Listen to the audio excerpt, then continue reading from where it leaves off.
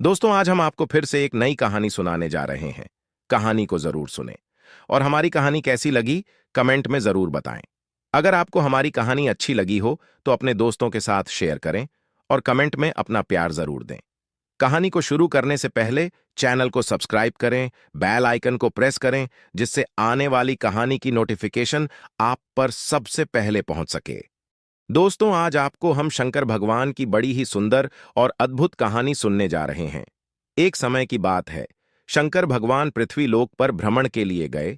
तब उन्होंने एक मनुष्य को देखा। वह परमात्मा को दोष देता जा रहा था और वह अपने जीवन से बहुत ही दुखी था।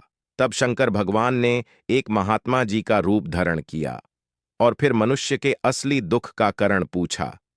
अगर आप यह कहानी सुन रहे हैं तो इस कहानी को पूरा सुनिए।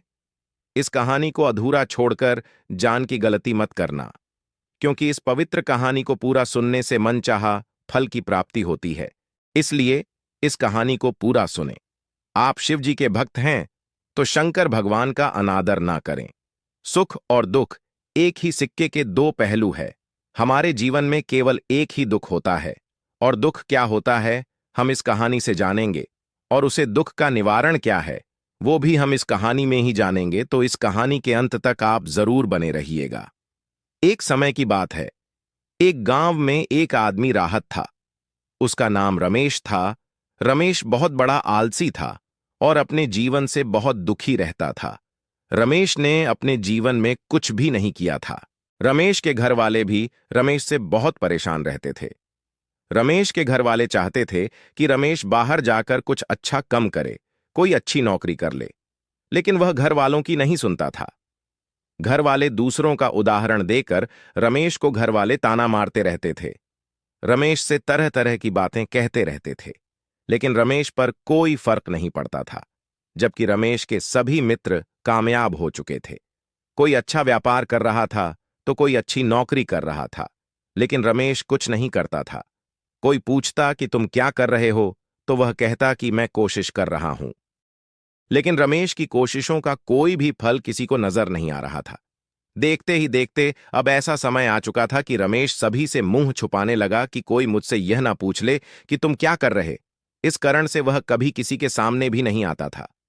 धीरे धीरे रमेश की मां दुखी होने लगी और कहने लगी कि तो धरती पर बोझ है। रमेश अपने आप को बहुत अकेला महसूस करने लगा। एक दिन तो रमेश के मन में विचार उत्पन्न होने लगे कि मेरे हाथों में तो कुछ नहीं है, तो मैं क्या कर सकता हूं। अकेले बैठकर रोने लगा और भगवान को दोष देने लगा। एक दिन रमेश दिन शाम को कहीं जा रहता था। तभी रमेश ने देखा कि रास्ते में एक महात्मा जी लोगों को प्रवचन दे रहे हैं और प्रवचन में दुख भरी बातें कह रहे हैं।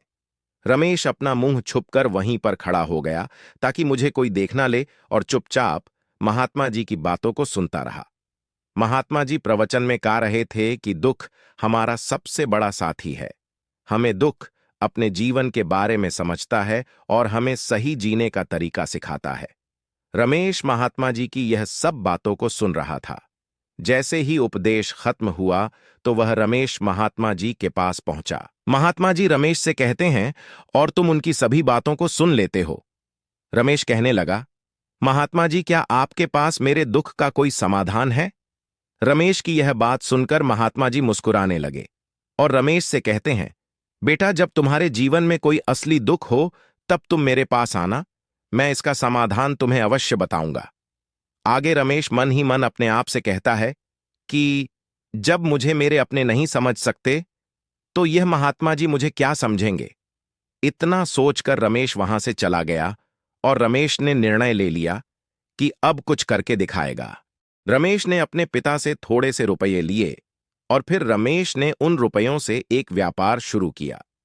रमेश के पिता बहुत खुश थे कि कम से कम मेरे बेटे कुछ करने का प्रयास तो किया, लेकिन रमेश को व्यापार में कोई सफलता नहीं मिल रही थी, जिस कारण वह बहुत निराश हो चुका था। रमेश को यह समझ नहीं आ रहा था कि क्या करें, किस तरह से अपने काम को आगे बढ़ाया जाए। तभी रमेश के पिता ने रमेश से कहा, बेटा, कोई बात नहीं, इसी तरह से प्रयास करते रहो, आज नहीं तो कल सफलता अवश्य मिलेगी। रमेश ने अपने पिता की बात को मान लिया। दोस्तों, इस कहानी का दूसरा भाग हम कल आपको लेकर हाजिर होंगे। बोलो राधे राधे।